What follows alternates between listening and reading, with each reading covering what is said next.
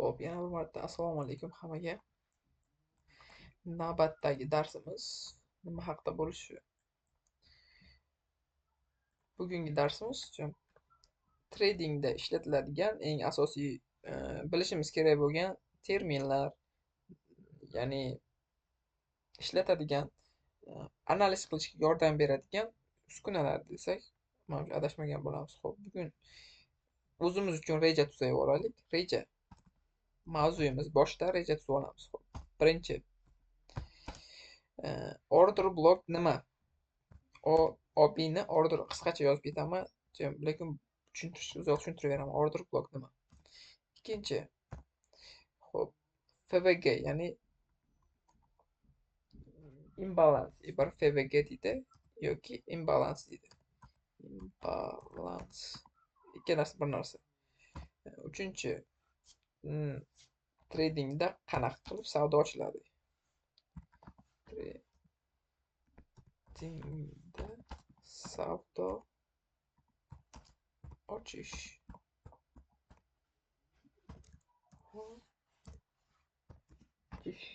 Xo'p. Va bu bizni rejamiz bo'ladi.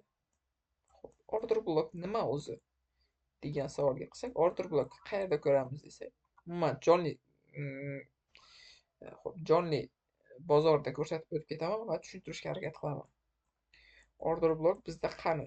Va bizda bilishimiz kerakki, misol uchun qanaqa order blocklar order block deyiladi. Ana bu sham, uchta sham va biz ana buni order block deb olamiz. Mana belgilayman, bu ya'ni sotib olishimiz kerak bo'ladigan joyimiz. Narx misol uchun 3359 ga kelganida biz narxi anaqa qilishimiz kerak. Pozitsiya ochishimiz kerak. Pozitsiyani qanaqa ochamiz desak, mana bu sell side, bu yoki stop loss, bu take profit. Bizni take profitimiz mana 3260 ga bo'lishi kerak. Примерно. Order block shu narsa. Yana order blockga keladigan narsamiz, order block qanaqa bo'lishi kerak desak, bundoq tushuntirib, og'zaki tushuntiraman. Bitta shamcha va shu shamchani yutadigan yana bitta sham. Yutish kerak buni. Va bu ko'k shamcha ko'rsatilganda fitillar brokerdan keladi. Fitillarga ahamiyat berilmasa ham bo'ladi. Mana anaqa bo'lishi mumkin.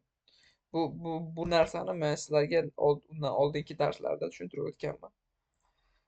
Hozircha haydamiz. Bu birinchi tasavvur qilishlaringiz uchun bu ko'k bo'lishi mumkin, yashil bo'lishi mumkin va bu qizil bo'lishi mumkin.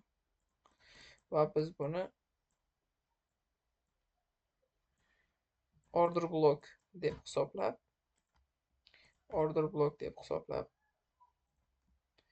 va narx, misol uchun narx shunaqa shakllansa, qizil shamchalar bilan, va narx bitta kelib shu yerdan reaksiya olib yana qaytib ketishini biz kutishimiz kerak. Ya'ni bu order block, ishlagan order block deyiladi. Fitillar, yana ana bu yerda chiziqlari bor. Bu manimcha chiziqlar o'zlaringiz bu grafikda ko'rayotganlaringiz bilan bir xil, shuning uchun chizib o'tirman. Bu order block hisoblanadi. Ya'ni o'zidan oldin keladi, o'zidan oldin bitta shamcha yutish kerak. Endi bu order block. FVG nima? Ya'ni imbalans nima? Imbalans bozorda qanaqadir bozor kuchli bo'ladi va o'zidan oldin va keyin bo'shliq hosil qiladi. Misol uchun bozor tushib ketadi, sellda, misol uchun sellda, umuman olganda sellda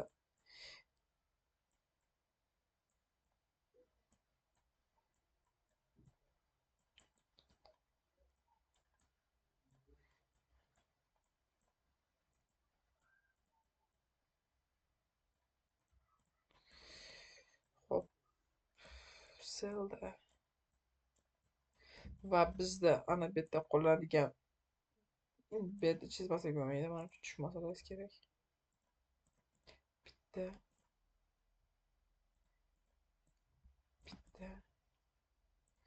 bu bugungi darsimiz yaxshiroq joylashib olishlaringizga to'g'ri keladi, menimcha. Cho'zilib ketsa kerak. Kechirasiz.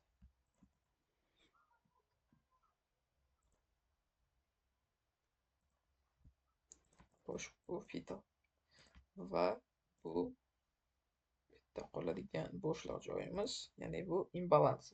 FVG. FVG deb belgilanamiz, imbalans. Va bu bozor kelib shu yerdan, ya'ni ana oladi va yana davom ettirib ketadi. Yana imbalansni bozor yomon ko'radi deb hisoblab, bu imbalansga yana qaytib keladi. Imbalans tushunchasi tushunarli. Endi biz birinchisini order block nima ekanligini tushunib oldik, imbalans nima ekanligini tushunib oldik va qanday savdo ochamiz. Va bizda ana sizlarga ko'rsatish uchun aytaman. Menda belgilangan Fibonacci order block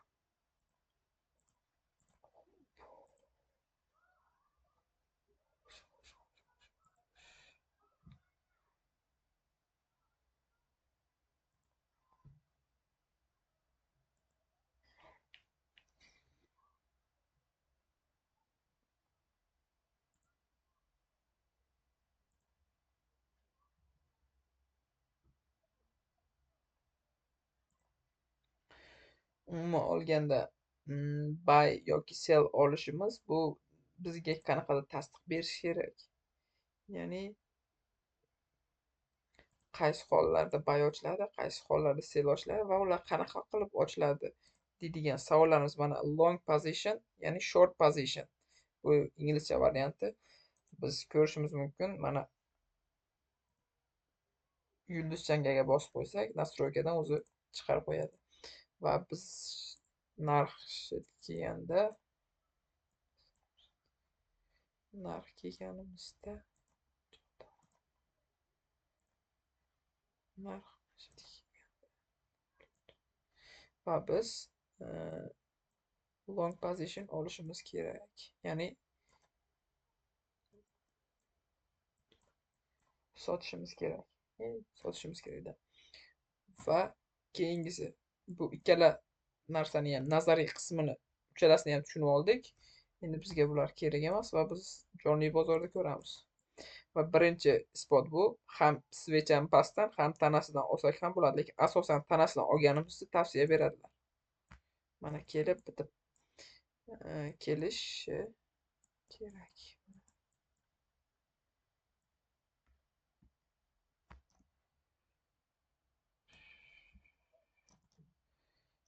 Mana bu order block kelgan va bizda bu imbalans ham bor. Imbalans ham bor. Imbalansdan ham reaksiya olibdi, ya'ni FVG. Bu sizlar uchun bozorda bitta misol o'laroq keltirildi va biz savdoga kirishimiz mumkin. Mana shu yerdan stop loss sanab take profit qo'yishimiz mumkin va biz 1 ga 5, 1 ga 7, salkam 6 ishlashimiz mumkin, ya 1 ga 5 ishlashimiz mumkin. Bozorda FVG order bloklari juda kuchli ishlaydi va juda ko'p tasdiq olish imkoniyati va eng kuchli tasdiqlardan biri hisoblanadi. Mana bu yerda ham ishlagan FVG umuman order block. Keyin yana mana bu yerda ham ishlagan FVG, ya'ni ishlagan FVG. Sizlar bilan bugun FVG va order block, ya'ni tradingda eng kuchli va eng sodda tushunish oson bo'lgan savdo usulini ko'rib chiqdik va sizlarga tushunarli bo'ldi degan umiddaman.